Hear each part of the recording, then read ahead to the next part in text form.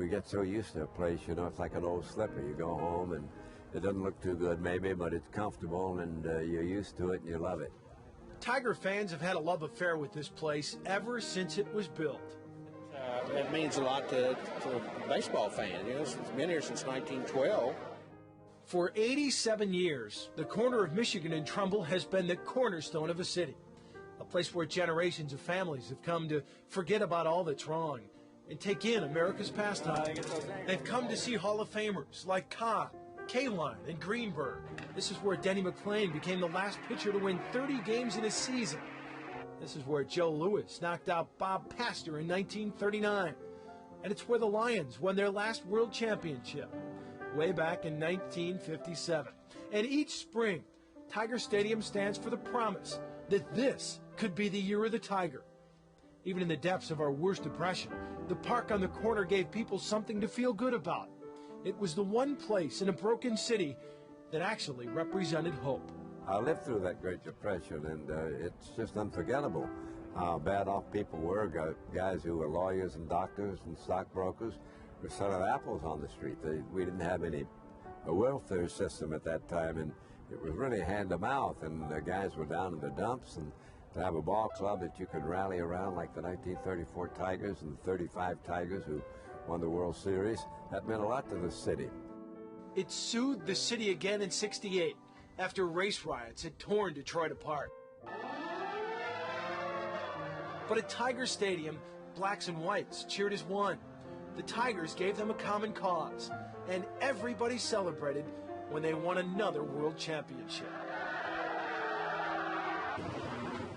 Then in '84, with the auto industry in the dumps, Tiger fans flocked to the corner once more, and their spirits soared when Kirk Gibson fired this shot into the upper deck.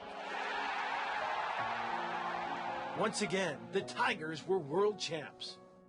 And every time you get a pennant-winning team, something happens to a city. You get together, and it's not only the team, but the city becomes sort of a big team in itself, and they cooperate and have a great time, and it's a tremendous feeling of community when that happens. The Tigers didn't win a world championship this season, but fans have still come together, only this time to say goodbye, to get one last look at an old friend that has provided so many treasured memories. Seeing that field, that grass, you know, I've been coming here off and on since I was a little kid. So, like, I was a safety boy when I was in 6th grade. My first game, I sat right over above the scoreboard over there, and I watched Kaline make a throw from right field to the plate on the line, and I was hooked from there on out. Just a fabulous place. Gary Gilliam's dad started bringing him to the corner in the early 60s. On this night, he brought his wife and kids and kept score in his souvenir program. He wanted a lasting reminder of his final visit. Quite sad, you know, it's just part of you. It just seems like part of your life, part of everything. It's like piece of you is missing now. Sad, too, are the men who've called this place home. To say I'll be sentimental, that's an understatement. If I shed a tear, I'm not embarrassed to say that. Alan Trammell played his entire 20-year career at the corner. And like most men who've ever stepped foot on this field, it was love at first sight. I was in awe, to say the least, and, you know, I looked and saw how green it was, and I think most people will say that, you know, I'm going back to the days where they didn't have the plastic seats, they had the wood seats, and I remember the balls in right field especially splintering up there when the balls would hit up there.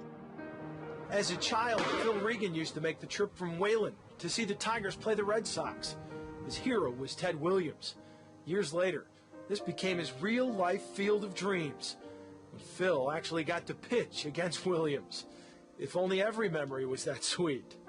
I remember the longest game in history, you know, and when we played the Yankees, and I got the loss on Saturday and I got the loss on Sunday. Like that memory, there are some things players and fans won't miss at the new park. The obstructed views, the weathered look of a tired old stadium. If you ever go to Rome, you ought to see the Colosseum. It's a wonderful old place, but I guarantee you one thing, they don't play any more games there.